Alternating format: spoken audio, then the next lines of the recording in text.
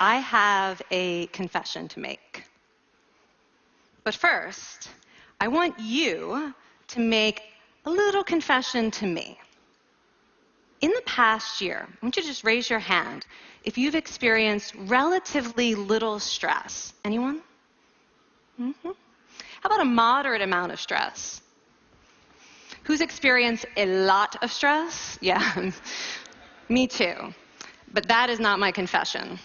My confession is this.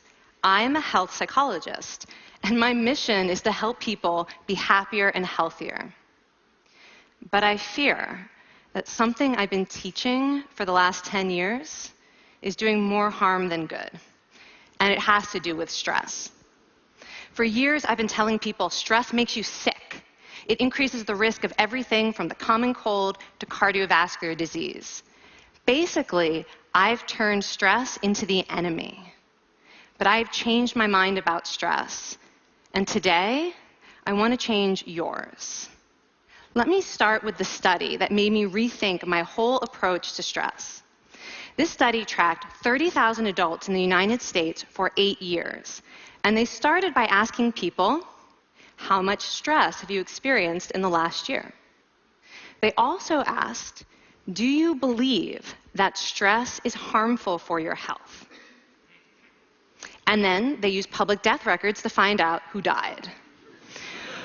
Okay, some bad news first. People who experienced a lot of stress in the previous year had a 43% increased risk of dying. But that was only true for the people who also believed that stress is harmful for your health.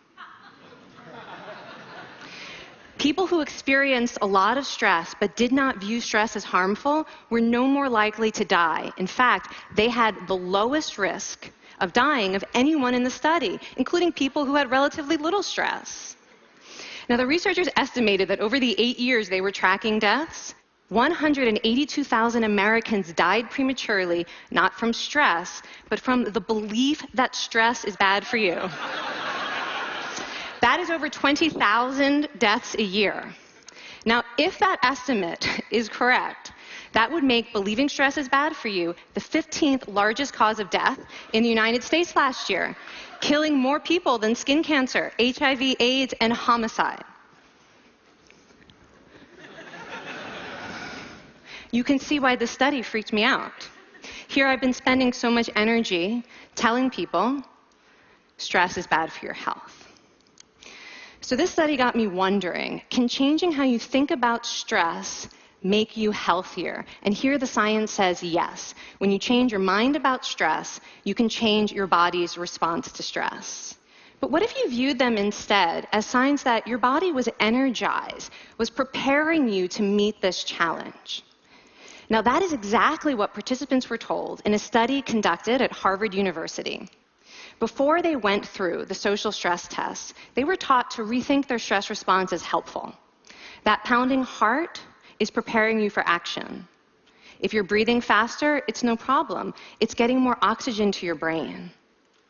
And participants who learned to view the stress response as helpful for their performance, well, they were less stressed out, less anxious, more confident. But the most fascinating finding to me was how their physical stress response changed.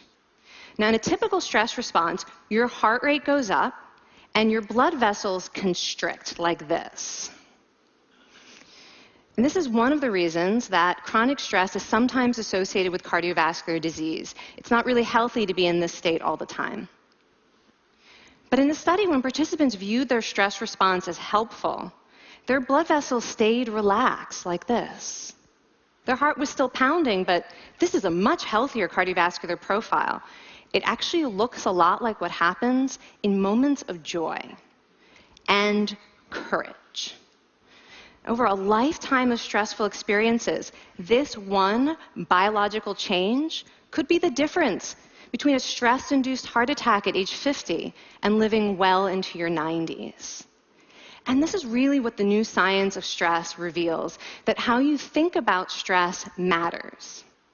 So my goal as a health psychologist has changed. I no longer want to get rid of your stress. I want to make you better at stress. And we just did a little intervention. If you raised your hand and said you'd had a lot of stress in the last year, we could have saved your life. Because hopefully the next time your heart is pounding from stress, you're going to remember this talk, and you're going to think to yourself, this is my body helping me rise to this challenge. And when you view stress in that way, your body believes you, and your stress response becomes healthier. And so we see once again that the harmful effects of stress on your health are not inevitable. How you think and how you act can transform your experience of stress. When you choose to view your stress response as helpful, you create the biology of courage. And when you choose to connect with others under stress, you can create resilience. Now, I wouldn't necessarily ask for more stressful experiences in my life, but this science has given me a whole new appreciation for stress. Stress gives us access to our hearts. The compassionate heart that finds joy and meaning in connecting with others. And yes, your pounding physical heart working so hard to give you strength and energy. And when you choose to view stress in this way, you're not just getting better at stress, you're actually making a pretty profound statement. You're saying that you can trust yourself to handle life's challenges. And you're remembering that you don't have to face them alone. Thank you. Thank you.